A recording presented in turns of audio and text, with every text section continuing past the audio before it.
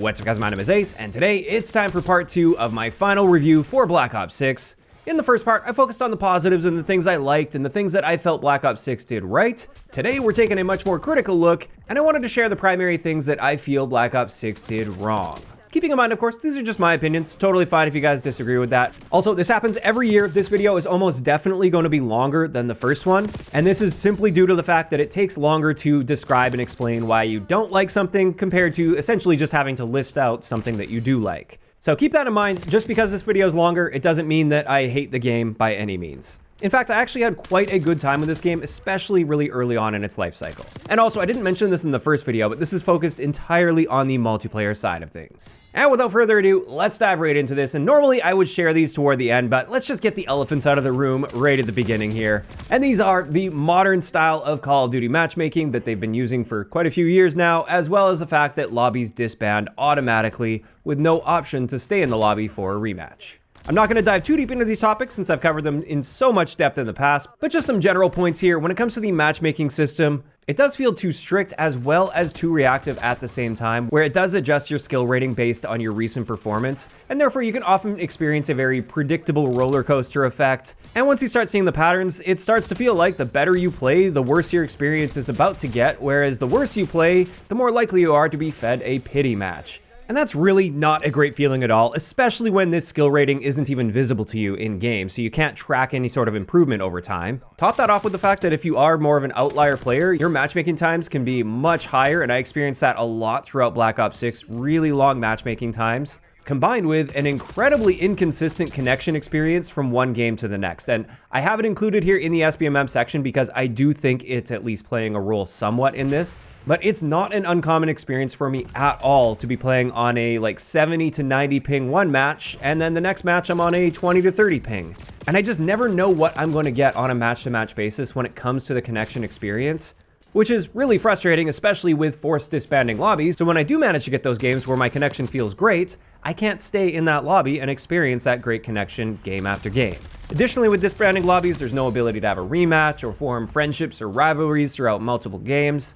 And that, combined with the matchmaking system, just leads to a very disjointed and manipulated feeling gameplay experience on a match-to-match basis. That's just a quick overview of some of the main points there. Like I said, there is a lot more depth that I have gone into these topics many times in the past. I just didn't want them to take over the video entirely. Now let's move on to some of the more Black Ops 6 specific issues I've got here. And the first one, I would say one of my main gameplay related issues specific to Black Ops 6 would be their general map design approach and philosophy this time around. Now, I want to be clear that I don't think all of the maps are terrible in this game. I just think there were a few common trends that we saw throughout many of the maps that weren't very good, or at least not well suited to this game with its movement system. One of those trends that we saw with quite a few of the maps was a lack of clear lane definition. And therefore, even though you could technically classify a map as a 3-lane map, without that clear lane definition, it didn't really feel or play like what you would normally expect out of a traditional 3-lane Call of Duty map. There were often just too many sightlines to consider at any time, because not only do you have to worry about the sightlines within the lane that you're in, you have to worry about all the sightlines that enemies have 2 lanes over because of that lack of definition. On top of this, I do feel there were too many small 6v6 maps, especially when you consider the fact that they have these separate face-off playlists. It felt kind of awkward that we had that place to go if we wanted that insane chaos with really tiny maps, while also forcing a lot of that experience into the regular core 6v6 experience. That, combined with the fact that we have Omnimovement present, it didn't really feel like a lot of these small maps were really accounting for the fact that we would have so many movement options available, and that just made the pacing on these maps a little too chaotic at times, depending on the map, the game mode, and the lobby, of course. And then another big thing about the maps in this game is not so much about how they played, but the settings and variety. I did find the maps to be quite boring in this area, because the majority of the multiplayer maps in this game were just set in Avalon, which is the fictional place that is likely going to be our next big Battle Royale map. They are going to be using sections of it for the skirmish mode in Black Ops 7 as well. And with that, we saw quite a similar vibe with all of the Avalon maps, where they would often have a very similar color palette, similar vegetation, similar lighting. And while yes, it's purely visual and doesn't directly affect the gameplay, I do think it absolutely affects the experience while playing when you don't have enough of that visual variety.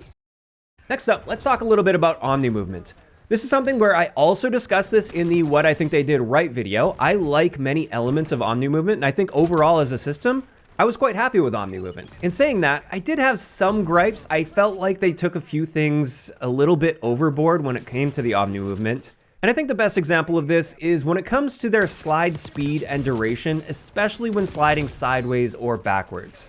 Even as somebody that has adapted to that just fine, and I use sliding like crazy in Black Ops 6 when I'm playing, I do think they took it a bit overboard, and it became sort of just the default method of getting around the map and just moving from point A to point B. It was just constantly mixing in slides all the time. It was also the go-to aggressive movement technique in basically every situation. So instead of having a variety of tools available to you to handle a situation, there wasn't really much of a choice to be made there. It was just obvious. You're gonna slide around that corner and shoot the person. Now, don't get me wrong, I definitely lean more in the direction of having a lot of movement options, and I'd definitely rather have movement being a little too powerful than too weak. But I do think they just took things a little bit too far when it came to Omnimovement in this game. And just a quick side note on that as well, I didn't like the fact that Tac Sprint was in the game, especially combined with Omnimovement. Honestly, I thought the game felt so much better when using the Slipstream perk, and that's why that perk just took over all of my loadouts since it was added. And I really don't think a perk should have been necessary for that. I think the game would have played better basically for everyone if they just had Slipstream built in. But that's just my opinion on it. I know some people disagree with that. After that, let's talk about their perk system. While I definitely wouldn't call this perk system and perk balance the worst we've ever seen in Call of Duty history or anything, at the same time, I think it left a lot to be desired. First off, I just think they didn't balance the tiers of perks all that well. Some of the placement of these perks just seemed to be almost randomized, like there was no clear rhyme or reason outside of the tier 1 perks, which were primarily playstyle defining, but then there were a few perks mixed in there that I definitely wouldn't consider to be playstyle defining, and they really just didn't hold their own against the actual playstyle defining perks in that tier, so kind of felt like they shouldn't have been there. And then for the tier 2 and 3 perks, in some ways they just seemed like they were almost randomly placed in those tiers, with many of the perks being the obvious choice in those tiers and other ones just being obviously terrible and not worth using at all. And on that note, I feel like they did have several perks in this game that just seemed basically like filler perks in the game that were far too niche or just not powerful enough overall to justify their usage. And then finally, on the topic of perks, they brought in the combat specialty system, where if you match 3 of the same colored perks together, then you would get the corresponding combat specialty. And while I did think it was an interesting idea, at the end of the day, I just felt like it made the perk system feel much more limiting than anything. And I think a big reason behind this is these combat specialties didn't really feel like a nice little bonus that you would get because you just happened to match 3 perks of the same color. Instead, they had a tendency to be quite powerful, and therefore they were often guiding your perk choices to the point where, at least early on, I often found myself running some perks that I really didn't feel like using. I didn't really want to use, but I didn't want to miss out on that combat specialty, so I kind of felt like I needed to use those perks. And to me, that just felt really awkward, and I would say overall, the combat specialties in Black Ops 6 were a net negative in my eyes. It wasn't all bad, but I would have preferred if they just turned those abilities into perks and kept things a bit more simple and open. Now, after that, while we're on the topic of loadouts, when it comes to their attachment selection in the game, while I appreciated the fact that they went more simple than Modern Warfare 3, since I think Modern Warfare 3 went way too far in the other direction of being too complex and bloated with far too many attachments, at the same time, I think Black Ops 6 maybe leaned a bit too far in the other direction, where their attachment selection was perhaps a little bit too simple. And it got to the point where most of my builds would just use all of the same attachments regardless of the gun that I'm using. And we really didn't have too many interesting combinations of attachments we could use as well in many areas. Like one example I always use is if you wanted to create a really good hipfire build with a gun, for instance, you really couldn't do that outside of shotguns because you have one attachment slot that will affect your hipfire spread. So it's not like you can make some sacrifices and combine 2 or 3 attachments that help with your hipfire spread. You're just using the hipfire attachment and that's your hipfire build, and that's as good as it's gonna get for that gun. That's obviously just one example. Like I said, I wouldn't want to see him go way too far in the other direction as well. I just think there's that Goldilocks zone somewhere in the middle, and for me, they did miss that mark. On top of that, just kind of a random thought here, I didn't really like the fact that we couldn't use tac stance without using a laser attachment. I think tac stance worked just fine in Modern Warfare 3 as just a default mechanic, and if you wanted to add attachments to improve your tac stance spread, you had that ability, but you didn't need to use any attachments just to access the mechanic. So tying that to an attachment just felt very unnecessary in my opinion in Black Ops 6. After that, let's talk about score streaks a little bit. I do think the score streaks in this game generally cost way too much to earn, considering their power. Like, I don't think they were good enough to justify how difficult it is to earn them. And I think this is combined with the fact that they went for a system where you can combine multiple perks and a combat specialty to make streaks easier to earn, or in some cases just certain streaks easier to earn. And I don't really like that. I don't think you should have to really heavily tailor your setup just to be able to earn streaks as effectively as we used to be able to do by default. Like, I'm totally fine with having like a hardline perk, for instance, and having one perk that you can choose to help you with that. But in the case of Black Ops 6, there were like multiple different perks you could use and combinations of perks in order to reduce that. And that just felt very unnecessary to me. I think a big thing that could have been done here to resolve this is simply increase the amount of score awarded for objective play. I think that really would have gone a long way, not only in making the streaks a lot more reasonable to earn, but also to further encouraging objective play. After that, one of the big gripes I've had with Black Ops 6 throughout the year is, at least in my eyes, the game itself seemed to get worse and worse as time goes on, which is usually the opposite of what you experience with a Call of Duty game. Usually it launches in a fairly rough state, and then you get updates and improvements and content, and things just get better and better, and by the end of the year, the game is typically in the best state it'll ever be in. With Black Ops 6, I genuinely feel it was in its best state within the first month or two of the game's life cycle. And since then, while they absolutely made some improvements and there were some nice content additions as well, I do feel overall the net experience got worse and worse as time went on. Not only did we get a lot less post-launch support than the previous Call of Duty game, which was Modern Warfare 3. To be fair, they set the bar super high with that game when it comes to post-launch support for a Call of Duty. But at the end of the day, they're in the same franchise, and this is the one coming after that one, and it clearly took a big step back when it came to the post-launch content expectations. Additionally, throughout the year, I felt there was very little, if any, meaningful improvement or evolution to the gameplay experience. I think part of that is due to the fact that many elements were actually handled really well right at launch and didn't need any improvements. But at the same time, I can't help but think that many of the improvements that we would have liked to see and that we otherwise would have seen were purposely held back so they could sell the next game, since it's a back-to-back game. And this is something I've been quite critical of. I really don't like this back-to-back cycle with a direct sequel coming the year after. And this time around, it was even the same lead developer making this Call of Duty game as well as the one that's coming up next. And it absolutely felt like Black Ops 6 was being actively held back post-launch, because instead of implementing changes and improvements that would have been really welcome in Black Ops 6, they just held it back for Black Ops 7. Now, whether or not that's actually true, I genuinely have no idea, but at the end of the day, that's what it feels like as a consumer and as a player here, and that's not a good feeling at all. They essentially just added the basic content and the modes that we expected, but there was nothing that was really big and impactful. Nothing they brought to the game that like instantly renewed a lot of hype for the game after it dwindled a little bit. Like bringing back a big mechanic like Specialist, for instance. That would have been a big high point partway through the game's life cycle if they would have brought that to the game. There was really nothing like that for me that'll get me really excited to dive deep into the game again. On top of that, the events were often very lackluster. Most of them were just earn XP and you complete the event, or pick up these random items that are event themed after killing enemies and collect a bunch of them and use those to exchange for the items in the event. And I really personally don't like either of those style of events. There were very few events that had actual challenges attached to them, where you could go into the game and actually change up how you play a little bit to focus on completing the event. And you maybe have to like strategize a little bit as far as how you want to complete that most effectively. For the most part, that just didn't really happen. And it was basically just like, keep playing the game and you'll complete the event. In addition to that, looking at post-launch supports, new bugs were constantly introduced. It seemed like every season I had to make a video shortly after the season dropped, covering the list of things that got worse or the list of things that they broke with the update, and then they had to get on top of fixing those over time. So it often felt like it was one step forward, two steps back, and that would consistently kill a lot of the hype anytime there was a new big update. And there were also several bugs that just stuck around the game for far too long, like the Dreadnought bug, for instance, where after calling a Dreadnought in, if you survived, you couldn't change your stance. That bug was present at launch. The last time I checked, that was still not fixed. Admittedly, that was a couple months back, but it got to the point where I stopped even caring about the Dreadnought, and that's just a streak I have never run in the game and never will run in the game because that bug exists. On top of that, there's loadout bugs, some of which are still present for some people at least, where they select a loadout and they end up spawning in with a totally different like default XM4 loadout, or sometimes the attachments they're putting on their gun were just not applying to the gun itself. There were also moments where perks just weren't working at all. Just recently, the ninja perk got broken for a handful of days at least, where it literally just didn't do anything for you. You could have it on your class, but it was useless.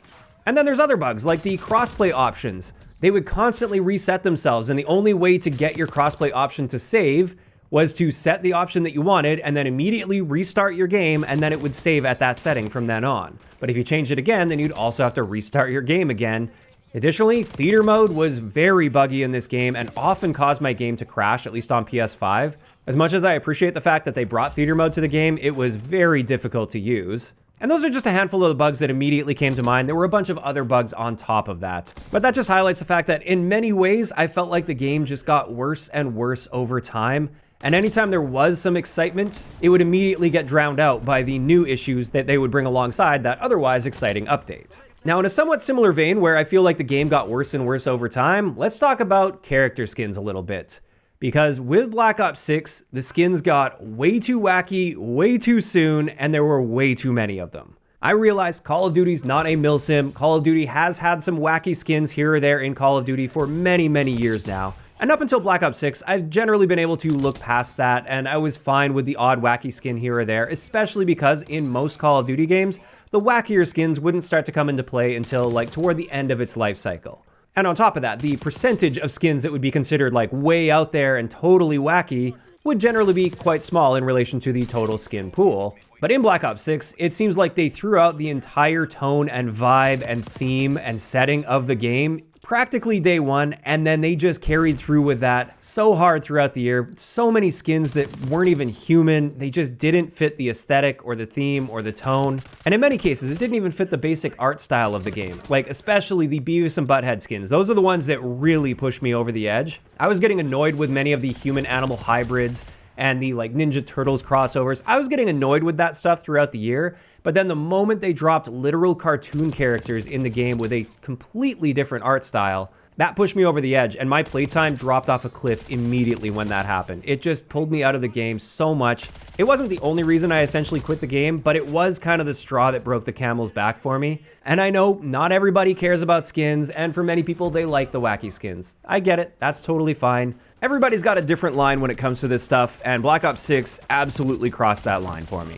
And honestly, that pretty much wraps it up for all of my primary complaints with Black Ops 6. I know something that many other people will likely bring up here is the cheating situation, especially in ranked play, if we're focusing on the multiplayer side of things. For me, I had no interest in ranked play in this game, and therefore I didn't really experience that. And as a PlayStation player, especially as somebody that turned console-only crossplay on once we got that option, I don't think I've ever run into a single obvious aimbot or wall hack throughout the entire life cycle of the game. So for me, it wasn't a major issue, but I do want to at least acknowledge this point because I know for many, this was a very big issue, especially for higher ranked play players. And with that, that is where we're going to leave it for this second part of my final review for Black Ops 6. Overall, I absolutely didn't hate this game, especially early on in its life cycle. I actually really liked the game early on, and I thought it showed a ton of promise. I thought it was really going to be something special, at least in modern Call of Duty terms. But as I said, I just felt like things ended up getting worse and worse throughout the year rather than better. And it got to the point where I stopped playing this game far earlier than I've ever stopped playing a Call of Duty game. And I took the longest break I have taken away from the Call of Duty franchise in at least 15 years of Call of Duty. And the funny thing is, it's not even that I necessarily hated the game or anything. I just became very apathetic toward it. To this day, I can still hop in and generally have a decent gameplay experience and have a good time playing it, but there just wasn't really a whole lot after the initial hype that kept me really excited to log on and play the game. I think part of this is just long-term franchise burnout, especially with how they've been handling many of the recent Call of Duty games. Again, circling back to disbanding lobbies and the matchmaking system they use these days.